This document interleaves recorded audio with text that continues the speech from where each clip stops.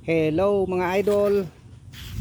Ayun, magandang hapon. So ipapasilip ko mga idol yung ating PCP na in-upgrade natin yung tangke. So ito idol, personal ko ito. So ayun siya. Ito dati idol, naka-battle tank yan.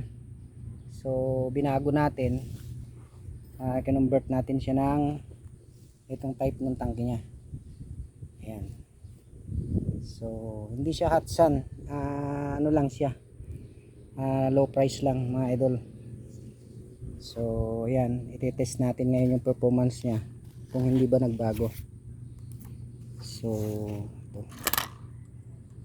Medyo matagal ako mga idol hindi nakapag post kasi matagal din akong hindi gumawa dahil ongoing yung pagpapagamot ko sa mata.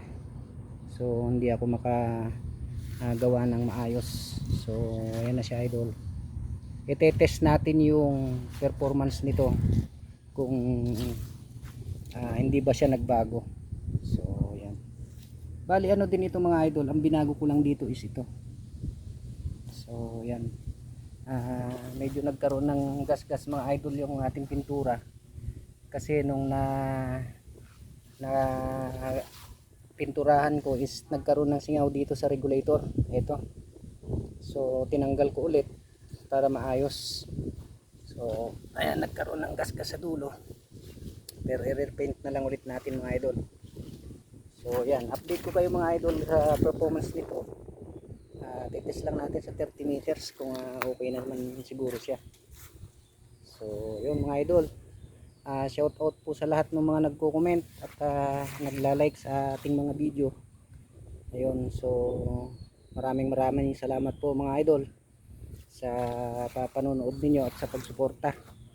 So sa susunod na video ko mga idol, lahat po kayo isusulat ko lahat at i-shout out natin, i-reflex natin. Ayun.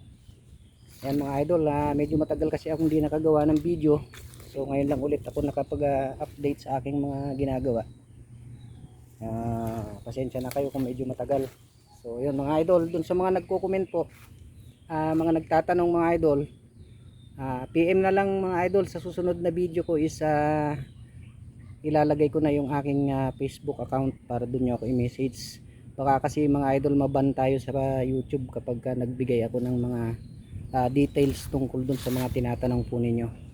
So hanggang doon muna mga idol yung video natin. Maraming salamat po. Update ko kayo sa susunod na video natin.